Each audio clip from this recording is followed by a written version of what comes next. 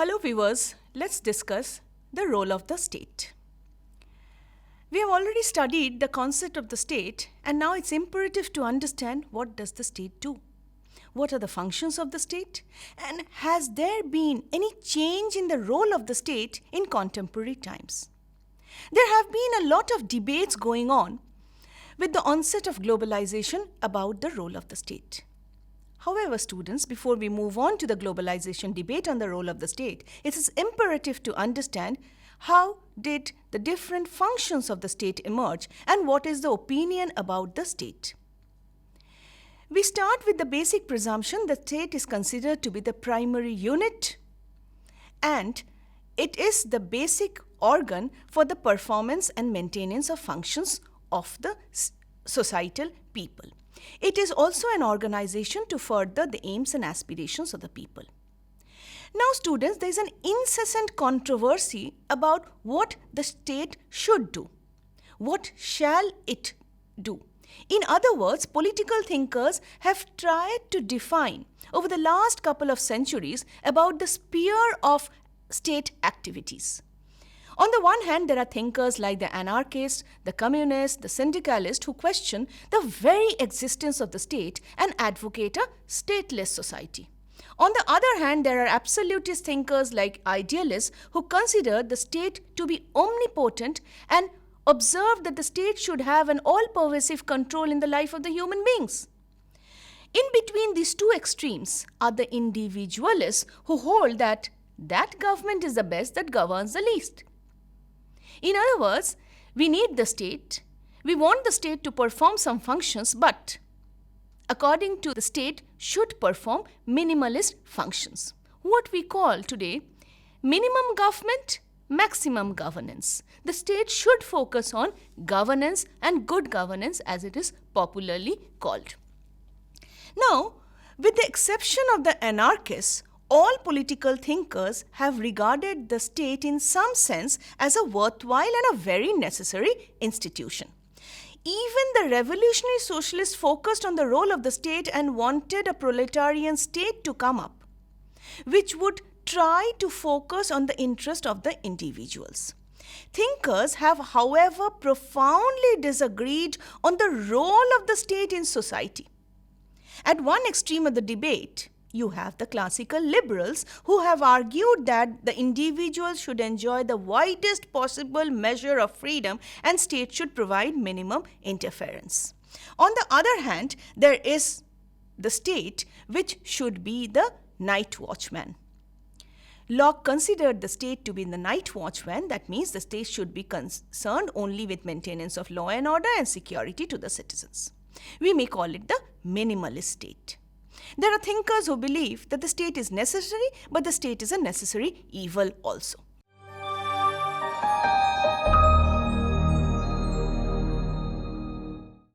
Now, if you just try to see the all-pervasive functions of the state, we can divide the functions of the state into two broad areas: conventional functions or traditional functions as they are called, and contemporary modern functions. Let us start with the conventional functions of the state. The first and the foremost conventional function of the state is the maintenance of law and order. It is believed that the state comes into existence for the protection of the people. In other words, providing security from external aggression is considered to be the primary function of the state. It is the state which provides the basic security to the citizens. Right from ancient Indian thought to Western political thought to modern political thought, we find almost all thinkers believe that this should be the basic function for which the state has been created. Coming to the second function of the state should ensure maintenance of contracts. We know that individuals in the different roles that they play enter into different contracts and agreements. Now, it is the duty of the state to ensure that these contracts are protected and secured. Violation of the contract should be followed by punishment. And it is the state which ensures that individuals adhere to these contracts. The third function of the state is protection from external aggression. Wherever there is a foreign invasion, wherever there is an external aggression, it is the sole duty of the state to ensure the people are safe within the territorial boundaries of the state. And that is the role of the Army, Navy, Air Force to protect the state from external aggression. While the police personnel protects the state from internal problems, internal disorders, it is the Army, Navy which protects the state from external aggression. Another very, very important role of the state is provision for welfare services.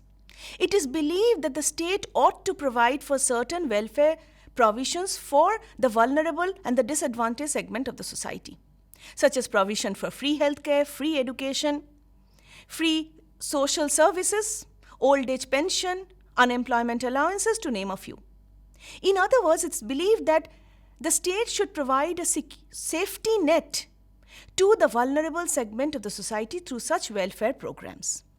In some cases, the social security system works a little more than the safety net intended to alleviate the worst incidents of hardship. For example, if you look into USA, Australia, or even the UK, welfare provisions usually emphasize on self-reliance and target exclusively those in need of such services. Most importantly, these welfare provisions bring about a wholesale redistribution of wealth through a comprehensive system of public services and state benefits financed through progressive taxation. Let us now move on to another very important role of the state which you all can perceive, that is conservation and development. Conservation of natural resources is said to be one of the fundamental functions of the state. It is a role of the state to ensure that natural resources are conserved and used in a sustainable manner. Not just natural resources, it is also the duty of the state to develop human resources in terms of developing human potential and capabilities. Therefore, the state organizes various educational systems, vocational training in order to create human resource for the development of the nation. The state also caters to infrastructural development, development of heavy industrialization, emphasis on agricultural development, to ensure that there is proper all-round development in the state, and this is considered to be a vital function of the state. Another important function of the state is guarantee of human freedoms and fundamental rights. In fact, almost all democratic constitutions provide for protection of fundamental rights as a basic function of the state. If you just happen to look into Article 14 of the Indian Constitution, which says that the state shall not deny to any person equality before law and equal protection of the laws within the territory of the country. So, protection of the different kinds of rights is also a fundamental duty of the state. And if these rights are violated, it is also the duty of the state to ensure that people are alleviated from their miseries and rights are provided to them. Coming to another very important function of the state is the management of the economy. Whether it's the socialist state or the capitalist state or the liberal state, the state has to ensure that the economy is well managed. Major form of intervention takes place in economic management. As industrialized economies develop, they require some form of control and regulation from the state. Though the laissez-faire individualist thinkers have expressed that the state should not control and regulate the markets, rather the markets should be left free. However, the modern welfare state is based on the belief that control of the economy is an important function of the state to prevent undue concentration of wealth in the hands of the chosen few. However, there are different types of economies based on state intervention. You have collectivization of economies or total state control, as is found in communist and socialist countries. You also have mixed economies type, whereas there is a coexistence of the public and the private. You also have total state control. You also have economies where we find it is a partnership between the state and the private players. If you just look into India, nationalization policy followed by the Nehruvian government in the post-1950 period showed that we had adopted the model of mixed economy, where we had both the private and the state pursuing an important role in the economic area. Again, when we look into the license Raj introduced, we find the state controlling the markets, the state controlling business enterprises. Even in globalization period, where we say we have created borderless worlds and the economic system have become free, the state does control and regulate economic enterprises. Another important form of state intervention can be found in orthodox communist countries. Erstwhile Soviet Union can be seen to be an example, where we find the state had complete control over the economic system and which was aided and facilitated by the communist state. Now, we need to understand that there is a justification for this economic role of the state, and the state has to facilitate this exchange of commodities through appropriate laws and policy regulations. Now, is the role of the state same in all countries? No, students. Let us try to have a grasp about what totalitarian countries do. You have most extreme form of state control in totalitarian countries. Existence of the totalitarian state is based on the principle of an all-embracing state. The state controls all areas of polity, economy and society. Its influence penetrates every important area of human existence. Totalitarian states are characterized by a pervasive system of ideological manipulation and comprehensive process of surveillance and policing. Clearly, all the mechanisms through which oppression can be expressed, say competitive elections, political parties, pressure groups, free media, either are weakened in totalitarian system or are removed. On the other hand, if you look into democratic system, you will find that these mechanisms, free election, political parties, strengthen the role of the state in exercising a better relationship between state and citizens. Now, what have we studied so far? So far, we have studied that during the last few centuries, states have exercised clear authority within their borders, and states have performed manifold functions for the development of better relationship between citizens and organizations. Based on this understanding, let us now come to the different perspectives on the role of the state. The long struggle against absolute monarchical system, expressed ultimately through the American War of Independence, the French Revolution, established the role and rights of the citizens as a source of legitimate rights from the state. One important thing to understand is the relationship between the state and the citizens have changed in the last few centuries, which has also changed the role of the state. The idea that there was a contract between the citizens and the state apparatus turned the whole order upside down. States are important regulators, facilitators in citizens' development. Sovereignty and authority was seen to emanate from below, rather than from God through kings. Earlier we had the divine right theory of the state, where the state was considered to be an embodiment of God. King was supposed to be the representative of God on earth. Gone are those days.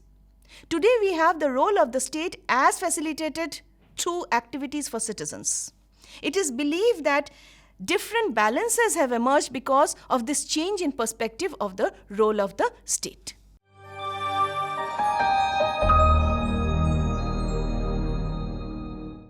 There is another important area to understand when we are looking into perspectives: constitutions and legal codes.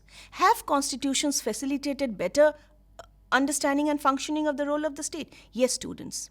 Constitutions are instruments or principles we speak about the role of the state in different countries. So constitutions lay down what the state should do and what the state shouldn't do. So it lays out the principal functioning of the state, the relationship between state and citizens, the relationship between the actors, and also the relationship between non-state actors. So constitutions have also influenced the functioning of the state in a very big way. If you look into the American Constitution, for example, it restricts the role of the government by providing separate set of rights to the people. In fact, if you look into the Anglo-American tradition, the state is always an issue, a focus of distrust, and therefore curtaining the rights of the state. What we call today, students, in the language of political science, a limited government. In fact, the overextension of the state can only be at the expense of the civil society. So, relationship between the state and civil society has also transformed over the period. Another important example to note: the economic expression of this curtailment of the power of the state can be seen in the writing of Adam Smith in The Wealth of Nations, who argued that the market was the best means for creating wealth and prosperity. Therefore, the state should curtail its powers. The state should limit its duties to which the market cannot perform. The state's role was considerably limited to performance of functions which the market and the economy could not perform. And what were they? They were maintenance of law and order and provision for certain basic services to the people. And hence the very popular idiom that minimum government, maximum governance. Let's move on a little further, coming to the times of the Napoleonic Code, which was imposed or copied throughout the European empire as well as in Latin America during the 19th century. Even Britain's relatively light state, Britain is said to be an example of a light state, was forced by war and the struggle for empire to catch up with administrative order and competence of the other rivals. War, defense of trade and colonies, struggle for empire, administrative system required the apparatus of a modern state. And hence you will find, students, the modern state has those instruments, a very progressive armed force, a very progressive system of surveillance over citizens. It is believed that there has been a major change in how the state functions over the last few centuries. For example, if you look into the centralized bureaucratic state, this is another state, where you have the role of the state centralized in the bureaucratic apparatus. The public servants rule and regulate the state. But then, such states are small today. Today, you have the government trying to balance the over-centralizing attitude of the public servants along with the people's representative. Now, one important thing to note is that when will the state provide more comprehensive functions? Obviously, when there is some form of market failure. If you just look into the demands of the state policies just after the Second World War, you will find that the role of the state has changed substantially. For example, there emerged the concept of welfare state, which was definitely different from the Napoleonic state, which was different from the colonial states. Now, these welfare states which emerged in the post-1945 period focused its role and responsibilities on 1. Protecting the relatively poor. 2. Equalizing opportunities through redistribution of wealth. 3. Creating state-owned enterprises to provide social and economic infrastructure in the society. Next one coming, managing macroeconomic cycles so as to avoid slums. And if you find it, the role of the state has comprehensively changed. But then again, if this is the role of the state in the capitalist countries, in the developed countries, what is the role of the state in developing countries? More importantly, the role of the state in countries which had gathered or achieved independence in the post-colonial period. I am referring to the post-1950s period. You will find that these countries which became independent created a very strong centralized state. And you can just see the nature of the Indian state, which was more a regulator than a facilitator in the period after 1950s. Now, it was necessary because the state had multiple problems to resolve. There was problem of underdevelopment, regional disparities, problem of unemployment, illiteracy, etc. So you automatically needed a strong state to alleviate the problems of the people, control the people, maintain law and order, and do away with vociferous tendencies within the state. Because all these countries had problems of internal revolts, civil rebellion, etc. So then it necessitated the emergence of a very strong state in the post-independence period in developing countries. Moreover, in developing countries, the economic system could not be left in the control of the market. So the state also had to control the market, the economic system altogether. So states went in for total market control or a mixed economic approach.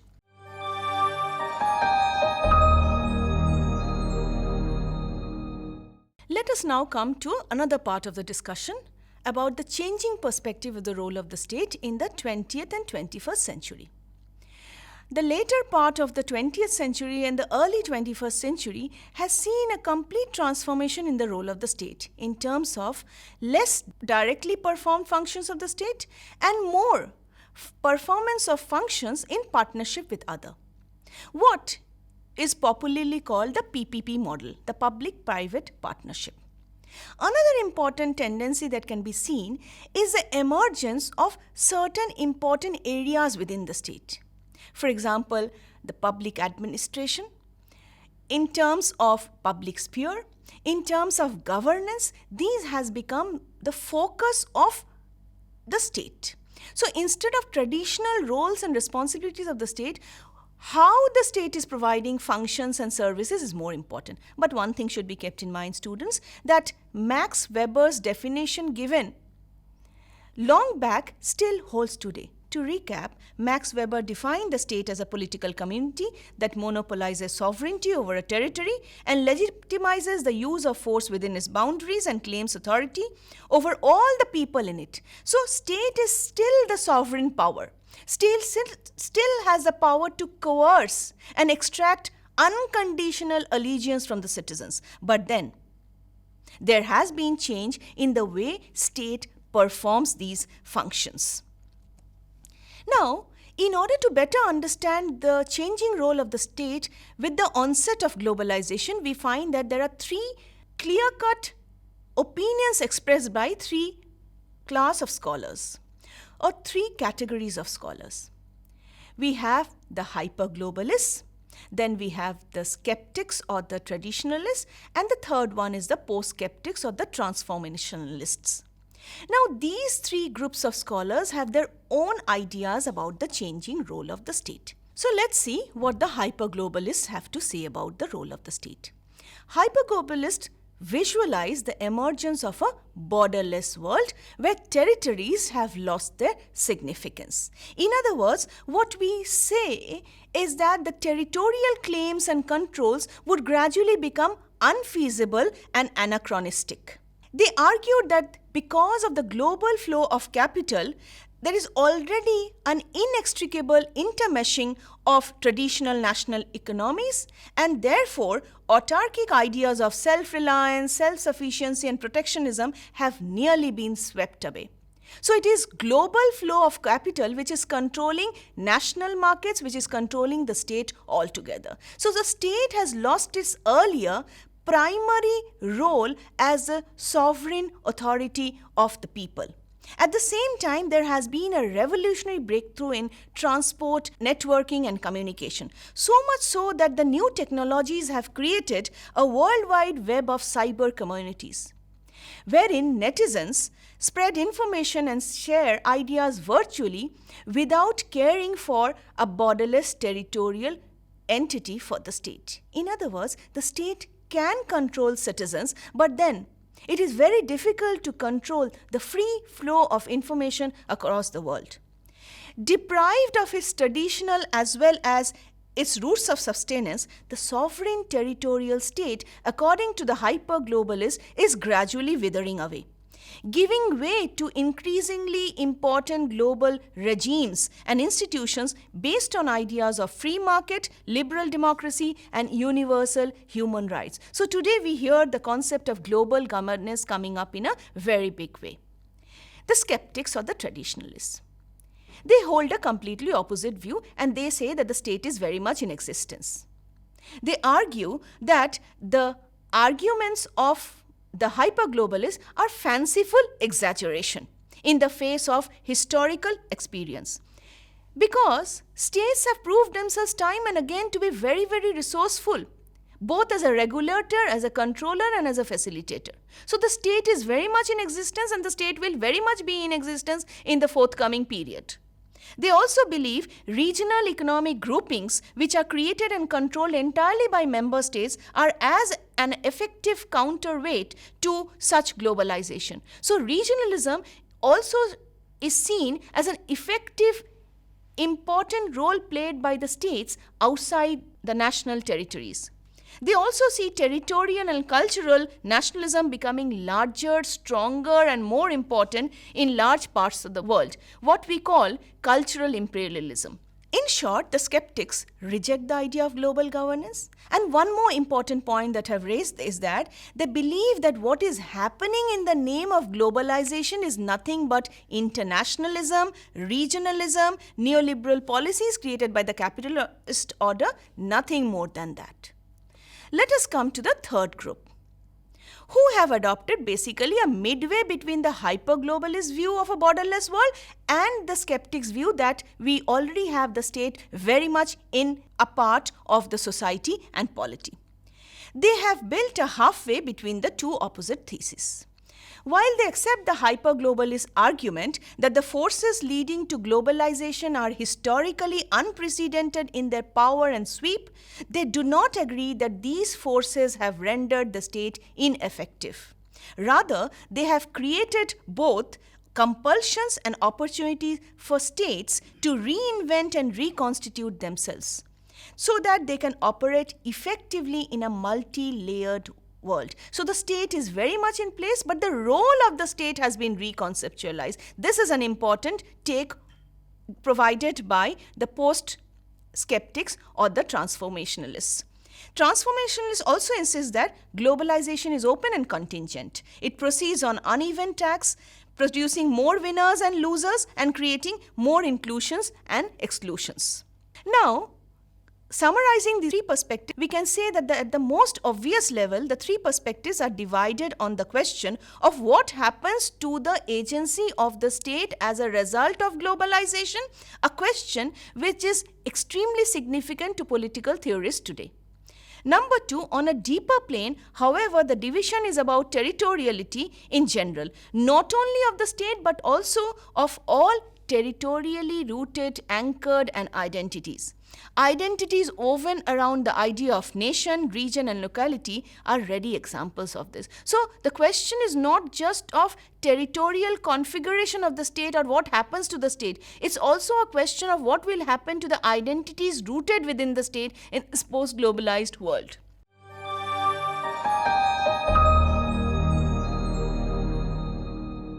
What have we studied so far?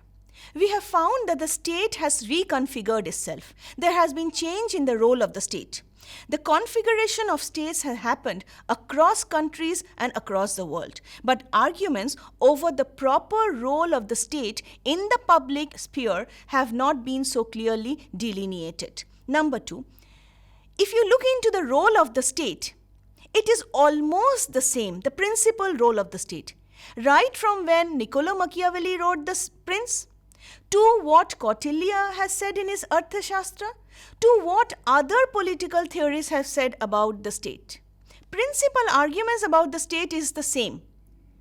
The state as it was, the state as it has been, and the state as it will be will actually operate as a regulator, as a facilitator in the relationship between the citizens, the market, and the society.